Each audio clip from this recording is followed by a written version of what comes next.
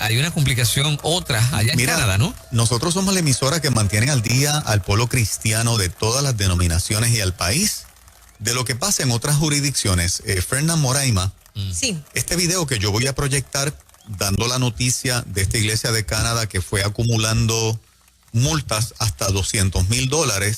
Wow.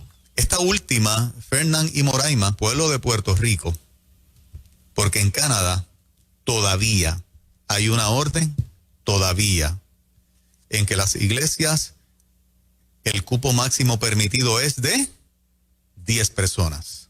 ¿Cómo hacen? 10 personas. Van a ver este video, se van a quedar en shock.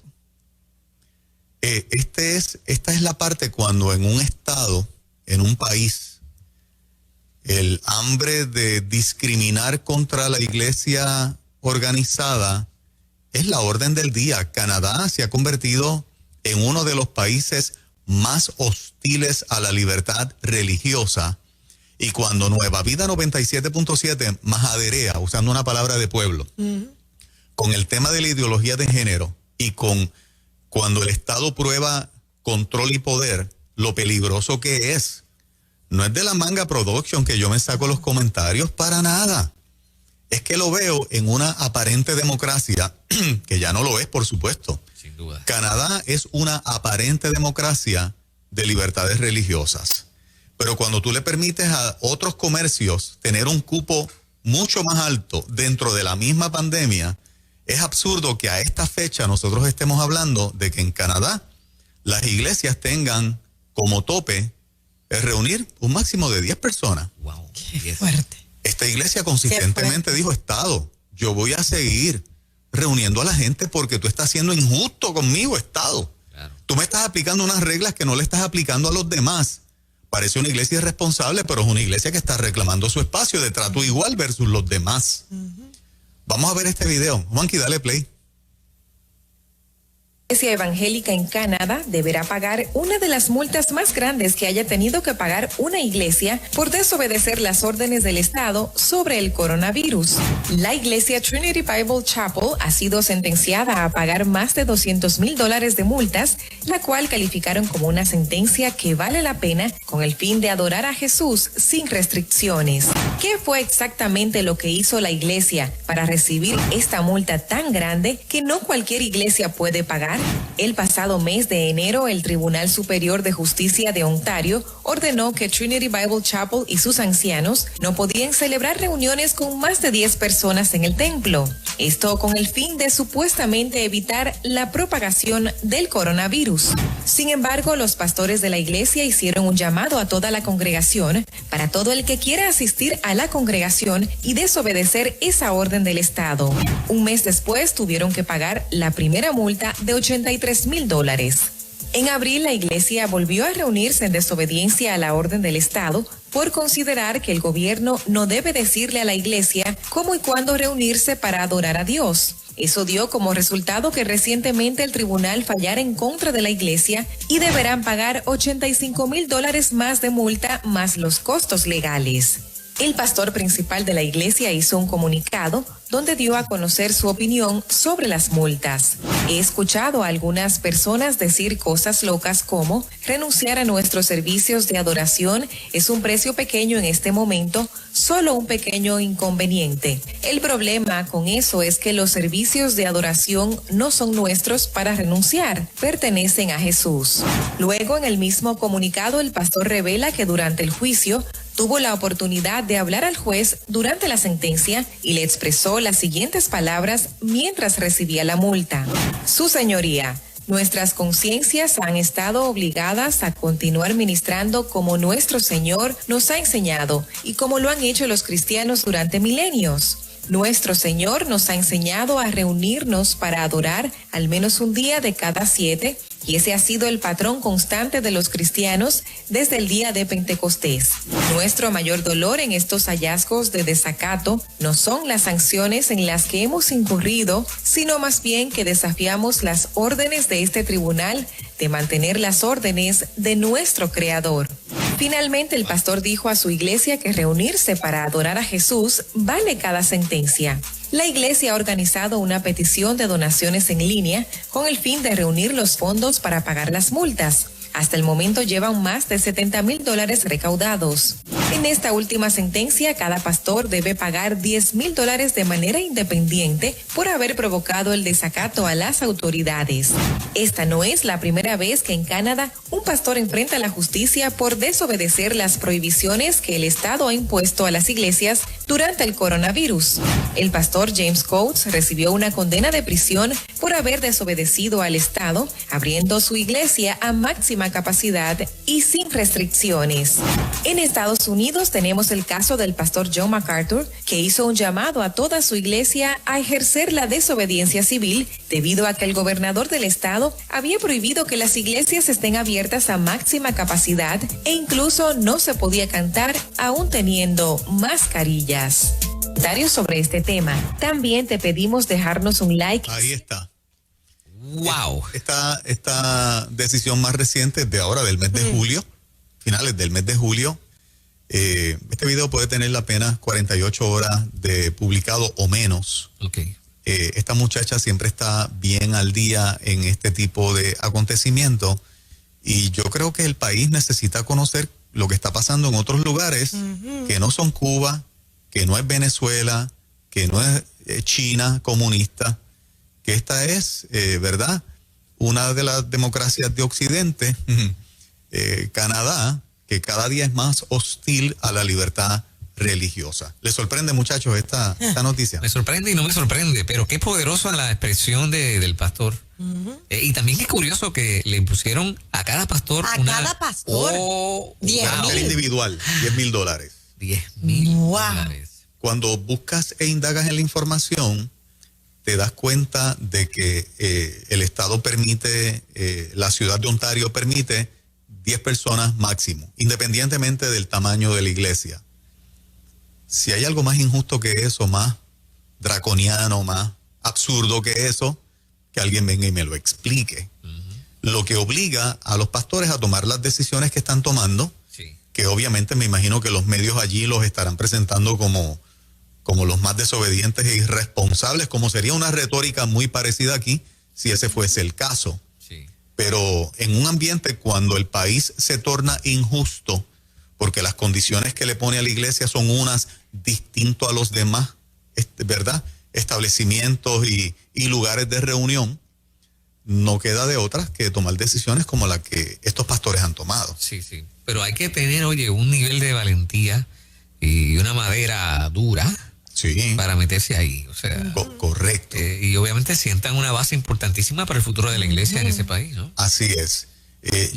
Me gusta presentar este tipo de información para que la gente vea que nosotros no nos sacamos de la manga la amenaza a las libertades religiosas. Ajá. Y que en Puerto Rico yo no puedo decir que en cada reunión que hay un propósito malévolo planificado de alguien. Yo no puedo decir que explícitamente eso es así, obviamente, pero yo no puedo ignorar las maquinaciones del enemigo, Claro.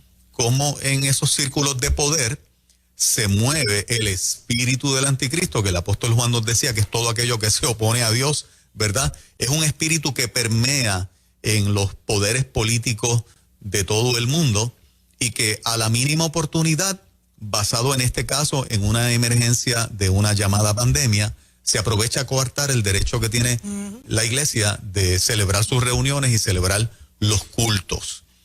Yo creo que nosotros tenemos que estar bien pendientes y tenemos que ser bien militantes en no irnos a ninguno de los extremos, pero no podemos ser tontos, ¿verdad?, de pensar que todas las decisiones del Estado, el único propósito de todos los que opinaron en esas decisiones fue la protección. Podemos adjudicar que en el pasado, vamos a decir, la mayoría de las personas tenía una intención de protección, pero yo no puedo quedarme, ¿verdad?, como director de Nueva Vida en una posición estrictamente de que todas las decisiones son para protección. Yo tengo que ver, porque aquí esos intentos de que no cantaras los hubo, fueron propuestos. Eso es así. Claro, Sí. claro. Fue el mismo libreto. El mismo libreto. De que mira, si se van a reunir, pues con mascarilla, pero no canten. Tomaron la temperatura y estaba muy alta. Sí, No pudieron bregar con el asunto. Correcto. O sea, Sí. ese libreto de Canadá, trataron de aplicarlo aquí. Sí, sí. ¿O me equivoco? No, así fue. Así fue. Sí, El país conoce que fue así. Y Fue fue así. fuerte, estuvo así durante semanas, la misma retórica, o sea, no canten. Entonces no sabemos hasta qué punto este switch vuelvan y lo calienten, ¿no? Y solamente comparto este tipo de información para que estemos pendientes. Sí. Nadie dice que Trudeau, el presidente de Canadá, primer ministro, el que tiene el poder político allí, es un dictador. Nadie lo puede achacar de dictador per se, y que Canadá no es una democracia, simplemente por el hecho de que hay elecciones, ¿no? Son las demás decisiones que se toman, que estamos viendo que en muchos países las decisiones que se empiezan a tomar son de corte dictatorial. Exactamente. Y de corte de dictadores. Y cuando sumas y restas te das cuenta de dónde estás viviendo, igual el tipo de gobierno que está sobre el pueblo, ¿no? Definitivamente. Y hay que ser bien ingenuo para no pensar que eso no puede pasar acá. ¿Por qué no? Claro que sí. Mira cómo está pasando allá y suma y resta lo que pasa acá. Exacto. Lo que pasa es que aquí se hizo fuerza contra la fuerza, o sea. No. Y yo quiero añadir, eso es un hecho, lo que tú estás diciendo, exacto. Se hizo fuerza contra la fuerza del Estado, contra el intento. Ahora, yo no sé si ustedes vieron un reportaje del Centro del Periodismo Investigativo. Claro. Centro de Periodismo Investigativo de hace unos días. A mí me dice que esta sesión legislativa que comienza en agosto va a ser más feroz por mucho que la anterior, porque nunca había visto a la prensa atacar con nombre y apellido de manera tan feroz, mencionando nombre y apellido de iglesias y de pastores con el mayor de los prestigios. Esta mañana yo tengo que defender a todo ese pastorado mencionado en ese artículo. Uno de los protagonistas principales que fue nombrado así, la pastora Elizabeth Guidini. Ajá. El testimonio, la honra, el servicio al país de la iglesia Sendero de la Cruz. Y la pastora Elizabeth Guidini, el país lo conoce completo. Presentar a Elizabeth Guidini y su iglesia como un lugar donde se practican terapias de conversión con la connotación negativa, para mí es lo más irrespetuoso y un disparo directo al testimonio y credibilidad de una pastora como Elizabeth. Por una entrevista por teléfono, porque fue por teléfono. Y fue con Lisbeth, la entrevista con dice Lisbeth. el artículo, pero el con artículo menciona a Elizabeth como pastora, como la que practica terapias de conversión. Así la presenta el artículo. Sí. ¿Ok? Un intento peligroso por insistir en un tema fantasma, ¿no? Correcto, o sea, es volver a la carga de manera directa, y fueron cantidad de otras iglesias que fueron mencionadas. Sí, iglesias, escuelas. Inclusive creo que leí el nombre de Lizzie Báez, que fue recurso de aquí. Lizzie Báez también. Estaba mencionada. La neuropsicóloga Lizzie Báez, una mujer de respeto, de prestigio, profesional hasta el máximo nivel. Su iglesia que ha servido al país, a nosotros la pastora Lizzie Báez nos sirvió como recurso durante años, de manera extraordinaria. La admiramos, la bendecimos, tiene una iglesia brutal, mencionada como lugar o como una de las que practica terapias de conversión. O sea, en serio. O sea que la fuerza que hasta aquí se ha hecho, tú piensas, Juan, que no es suficiente para que ellos detengan su plan y que ahora va a ser más duro. Los que mueven este círculo, Fernán, exactamente lo que tú acabas de decir. Yo presento estos casos de Canadá y la gente puede pensar de mí lo que quiera. Lo mismo que está pasando en Canadá es lo que se quiere hacer aquí. Y son los protagonistas y los autores de la ideología de género, uno de los principales que está detrás de decir la iglesia es una iglesia que discrimina, es una iglesia que maltrata, es una iglesia que somete a la gente a terapias de conversión, que los tortura de esa manera, que los hace sufrir de esa manera. Porque fíjate qué interesante, en el artículo menciona solamente un nombre al principio de alguien que narró una experiencia. Sí. Todo el resto del artículo, dice, el periodista dice, nuestros informantes nos han dicho que aquí pasó esto y que aquí pasó aquello. Rompen el artículo hablando de la experiencia de uno con nombre y apellido, pero todos los demás son nombres que yo tengo que pensar que son Claro. o ficticios. Sí. Porque si arrancaste mencionando la experiencia de uno con nombre y apellido y vas a atacar de la manera tan vil que atacaste a estas prestigiosas iglesias y pastoras, Pues pon sobre la mesa entonces el resto de la información, claro. pon sobre la mesa el resto de la información. Sí, sí. Porque yo puedo pensar de que te la estás inventando. O que ni ellos ni ustedes tienen los pantalones para poner con nombre y apellido lo que sí tuvieron los pantalones de hacer, con nombre y apellido a pastores y sus iglesias. O sea, no seas cobarde, Centro de Periodismo Investigativo, no seas tan cobarde, no le faltes tanto a la verdad para mencionar a estas iglesias y a estos pastores por nombre y apellido, cuando la gente que tú dices que te dio esa información no tiene los pantalones para ir con nombre y apellido de frente, y que los pastores tengan la oportunidad de decir, esa persona yo nunca la atendí. Fíjate qué cobardes son y de la manera en que articulan el mensaje para confundir al país, porque en un país polarizado hay gente que no va a hacerse las preguntas que nosotros nos estamos haciendo esta mañana. Hay gente que no se va a hacer esas preguntas. Hay un dato importante que me están enviando, léelo, Fernán. Pero acá hay una persona que nos está diciendo que el Centro de Periodismo Investigativo aparece en la página de la Fundación Open Society de George Soros como que recibió una aportación de más de $400,000. Bueno, si está en una página oficial de Open Society, Wow. pues entonces esos $400,000 son para desacreditar a la iglesia como lo están haciendo. A las iglesias de las que más prestigio y buen testimonio tiene. O sea, todo el mundo sabe quién es Sendero de la Cruz y todo el mundo sabe quiénes son los pastores Guidini en este país. Claro. Que tienen un centro de consejería gratuito para el país, no para los miembros de su iglesia. Tienen un centro de consejería de profesionales para el país. Ese es el standing de Elizabeth Guidini, de los pastores Guidini y de Sendero de la Cruz. ¿Cómo tú tienes los pantalones, a no ser que hayas recibido ese billete, para crear una historia y desacreditar una de las iglesias que mejor ha servido a este país? Esto nos lo envía nuestro querido Egui, que Egui es una persona que lee y está en búsqueda constante. Pues no me extraña, es el vínculo perfecto para entender cómo el Centro de Periodismo Investigativo, que tiene ¿verdad? Como que dos obsesiones. Y una de las obsesiones que tiene es la iglesia. Pero esto es siniestro. ¿Ah? Esto es siniestro. Totalmente siniestro, es una totalmente cosa siniestro. Oscura de verdad. Esta es la cara que Nueva Vida saca y que algunos dicen, ven acá, ¿dónde ustedes viven? La pregunta yo la devuelvo, ¿dónde viven ustedes? ¿Qué leen ustedes? ¿Qué información buscan ustedes, los que no están al tanto de estos detalles? Porque la información permea por todos lados. Cuando yo leí durante los días de vacaciones que estuve este artículo del Centro de Periodismo Investigativo, yo no lo podía creer.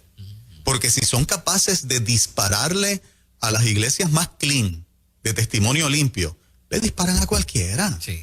Pero a mí me dicen que la UPR estaba mencionada ahí. En serio, la UPR, que tiene una lucha también. ¿No sabía? No. Está en esa lista también. No, lo Que desconozco son por tan, completo. o sea, por Como el que practican contrario. terapias de conversión. Exacto, hello. Son los promotores Por eso. de la otra terapia de conversión. Tú sientes eso, tú te sientes de esa manera. No, vente para acá, muchacho. Sí. Es todo lo contrario, todo el mundo lo sabe. Mira qué ironía. Así que es la preparación del terreno para un segundo round más duro. O sea, si tú no, es lo que yo digo, si tú no conectas los dots, los puntos, Si no lo de repente tienes a Canadá, lo hicieron en tu cara, porque recuerda que hay que caricaturizar a la iglesia, etiquetar a la iglesia, ridiculizarla ante el país, bajarle dos. Fíjate el ataque que acaba de recibir de parte de 3 miembros del Tribunal Supremo al nombramiento a una comisión de Jorge Lucas el Escribano. Eso fue una planadora, arrollador. ¿Tú viste eso? Todos los medios se juntaron para lo mismo. Yo cuando leí lo que escribió Maite Oronoz y Luis Estrella, yo no lo podía creer. Sí. O sea, cuando tú ves Centro de Periodismo Investigativo, Primera Hora sacó un artículo inmediatamente de la decisión de que Jorge Lucas fue aceptado a esta comisión para evaluar jueces. Es uno de 10 o 12 miembros, Fernán Moraima. Él no es el único que va a evaluar, él es uno de una comisión de 10 o 12. ¿Por qué lo atacas solamente a él? por sus convicciones religiosas. Sí, es que porque no te gusta cómo las gafas que él tiene de ver la vida y las relaciones. Ahí la equidad no aplica. No. Entonces, cuando tú ves que eso es lo que permea en los medios principales, en miembros principales del Supremo, porque Maite es la que lo preside, y tú no eres capaz de conectar los puntos, caramba, no en balde, entonces me criticas y me dices que yo puedo ser un teórico de conspiración. No en balde, porque el problema lo tienes tú que estás desconectado o desconectada. Pero el que tiene un poquito de información dice, 2 más 2 son 4. Puerto Rico se está tratando de convertir en una plataforma idéntica de cómo se trata la iglesia y la libertad religiosa que Canadá. Y el reportaje del Centro de Periodismo Investigativo nos los acaba de demostrar.